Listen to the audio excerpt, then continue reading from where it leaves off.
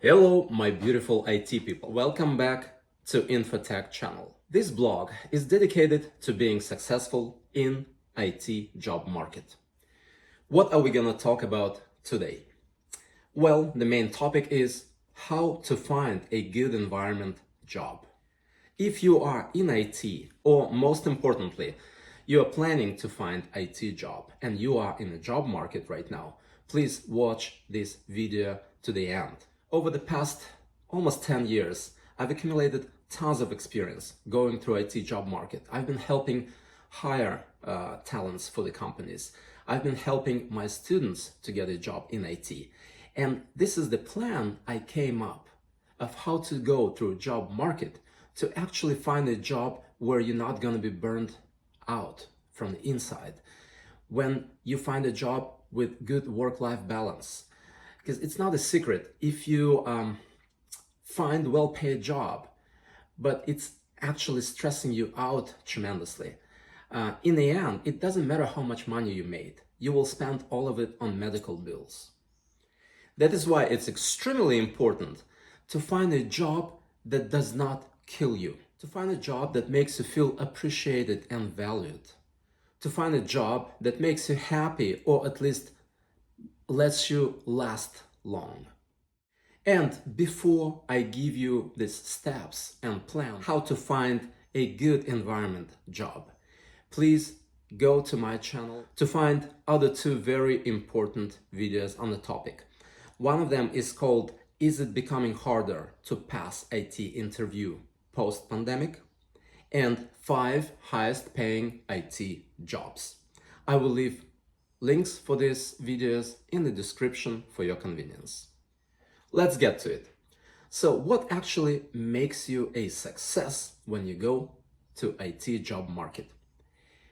Just as a general guidance, as the main point of this video, do not go to websites like ZipRecruiter or Glassdoor or Monster and grab anything that you see on the screen, all right? Do not apply to 100 jobs without even reading job description. Remember, being on the job market is already a job. You just don't get paid for it. So the point number one I want to make. In the very beginning,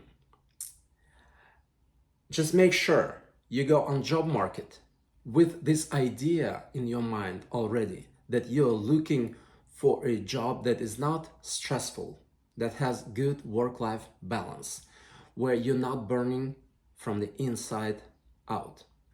Start paying attention to red flags from the very beginning. Let's say you are on ZipRecruiter website and you're looking for IT specific job.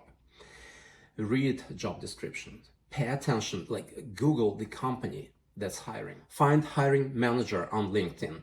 Read what other people say about this company or about this particular recruiter or hiring manager. When you read the job description, be attentive to your gut feelings. If you see something's off, it's already worth digging in. Let me explain what I mean. For example, you right off the bat see that company has unrealistic expectations, all right? And you feel this is something that's completely off. It is off. An example could be they are looking for someone with 10 plus years of experience, but they want to pay as if you had 2-3 years of experience. All right, so the salary is not impressive, but they want someone with very high qualifications and tons of experience. That already tells you that in this line of work, you will be abused. They want to squeeze all that experience out of you, and they don't want to pay for it. It already tells you that you will be used and abused in this job. So number one, if you see unrealistic expectations when you read job description, you probably better pass on this job altogether. They will demand a lot without even willing to pay for it. So this is how you filter out jobs from the very beginning before you even start interviewing with them. Next step would be when you start the process of like series of interviews with this company. Now pay attention how they conduct the interview process. and each and every interview. See if they are flaky, for example, if they change days and times on you frequently, kind of showing that their time is more valuable than yours. That's already a red flag. This is how you'll be treated in your job. So technically, the way you feel in the interview is gonna be the way they're gonna treat you at this particular job. Keep it in your mind. If during the interview they are pushy, very demanding, want you to solve very particular and detailed technical issue right away. Alright, for example, they ask you to write queries, codes on the interview, right? For a very, very specific use cases. This is how you're gonna be treated at this job. That means you will not get much help. Nobody is gonna introduce you to environment. They want right away someone very, very professional that can solve issues and who can take the whole responsibility for this environment. And ultimately, of course, they will blame you eventually for something that goes wrong in the environment. And it's going to be very tough because you would not be able to tell them, well, I'm new here, right? I'm new at this environment and nobody is helping me. Nobody is introducing me to the way things work here. That is why I make mistakes. By not setting expectations back to them, you already kind of sign up. You already agree to how they're gonna treat you at your job. Let me give you an example. Some 8 years ago, before I got my Amazon Web Services cloud engineer position, I went to an interview with a medical company. And it was well before a pandemic, so it was all in person. I show up and they give me multiple pieces of paper like documentation. I'm at the first technical interview with them, right? And they say, well, we've got 20 or 25 servers. Here's the list of the servers in a document. We want you right now, like manually, write down a transactional SQL query that will filter out servers that were online from this particular time and day and time to this particular day and time. So what that tells you basically is that the whole responsibility of this environment is going to be on you. So they want someone who's, without being familiar with anything, already can solve almost any technical issue, right? So it's kind of complex. You've got to write a query based on timestamps and various servers, and you don't even know what these servers are, right? And what's built on them, what kind of software is running.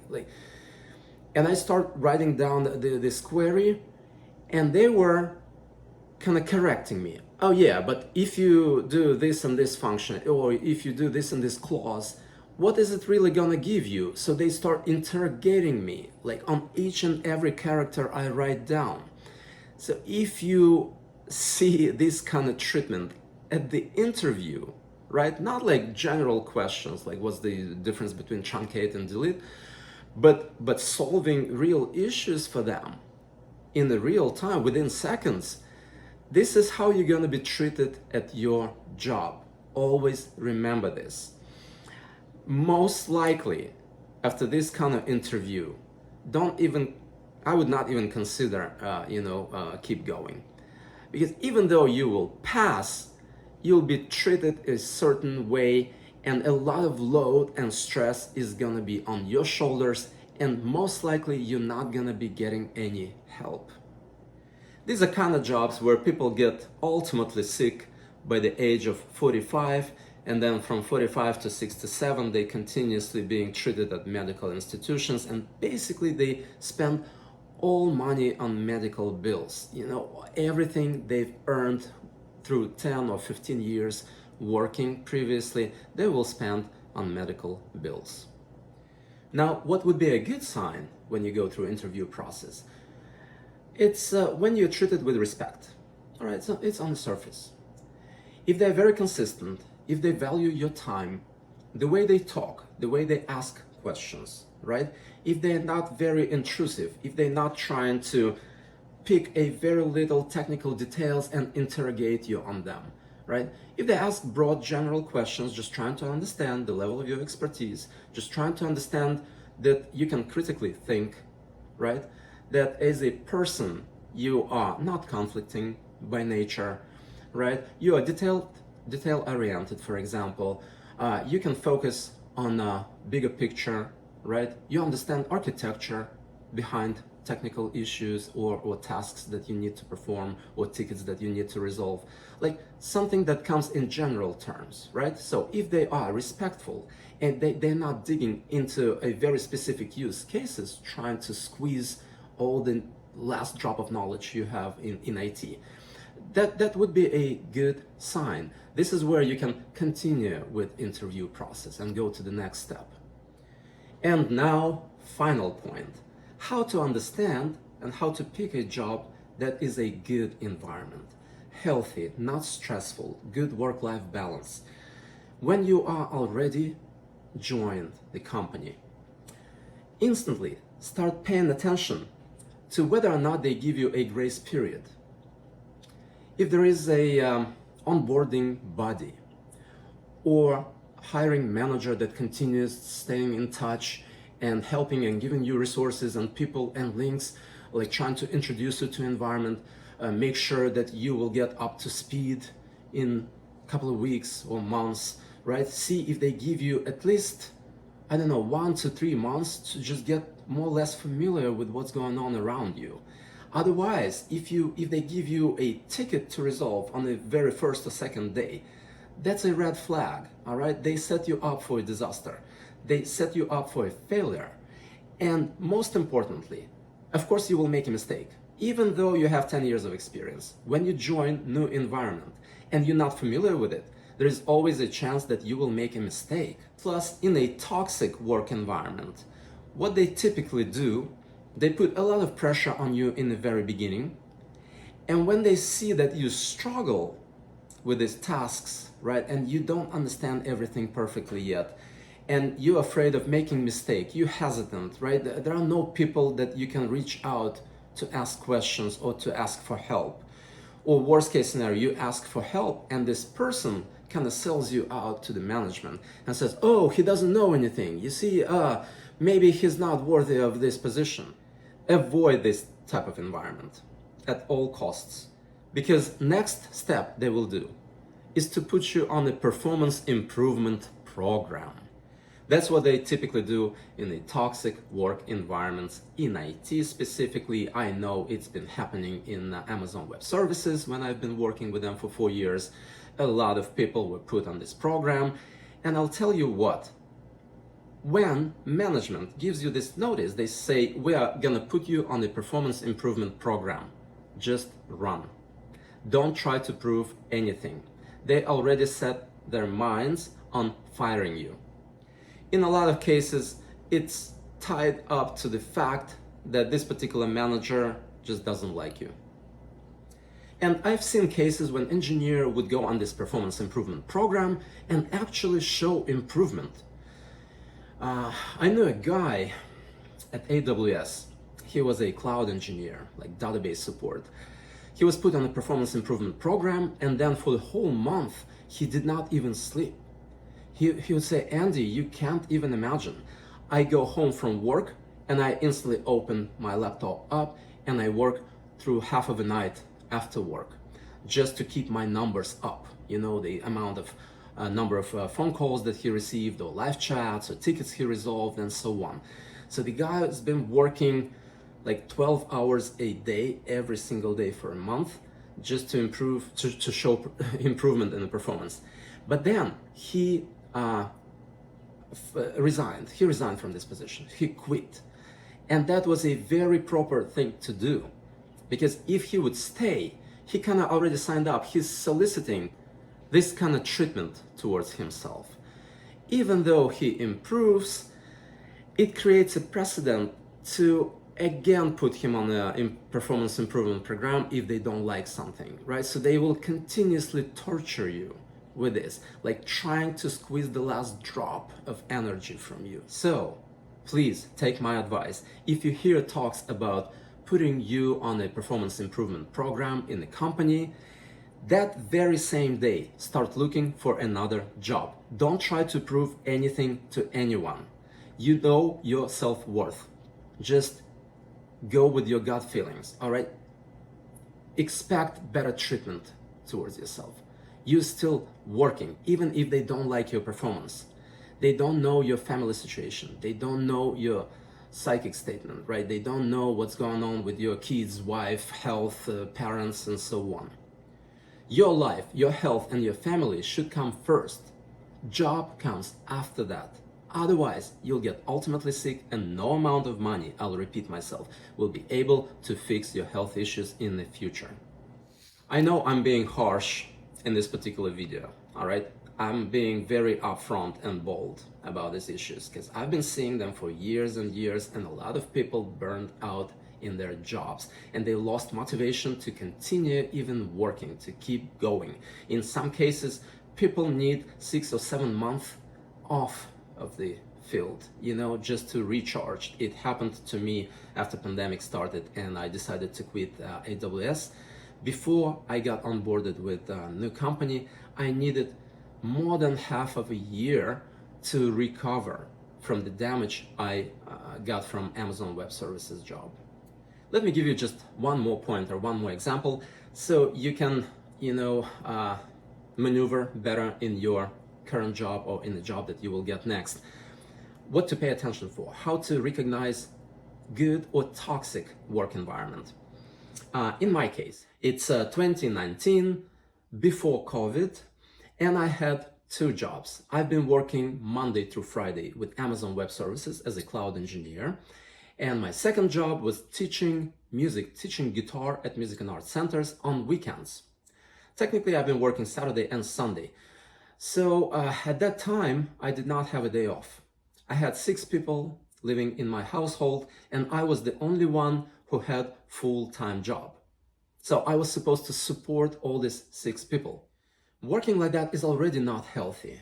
But to make things worse, with my Amazon Web Services position, although it paid good money, right? But they would always throw it in my face. Whenever I'm trying to set expectations in terms of which days I would work on, because they're demanding me to work on weekends, also on Saturday and Sunday. And they would always say something like, "This is why we pay you so much." Or, "That's why you're highly paid employee," right? They would always throw that. When you hear it, it's not a healthy work environment. Whenever they say, "Oh, that's what you're being paid for, deal with it," that's a sign of toxic environment. It's a huge red flag. Try to change this job as soon as possible, or it will ultimately damage you in the long run. On top of all that, I remember 2 managers from AWS invited me one time to a one-on-one meeting. Face-to-face, 2-on-1 meeting. Yeah, IT term. 2-to-1 relationship, you can call it. So in this meeting, they asked me to work Saturdays and Sundays, trading it with some Monday to Friday days. So for example, once per month, I'm supposed to work Saturday and I can skip Monday. But then every other month, for example, or in 3 months, they may ask me to work on Sunday. So one time you're supposed to be ready to go on shift on Saturday, then some other month on Sunday. So it's not consistent.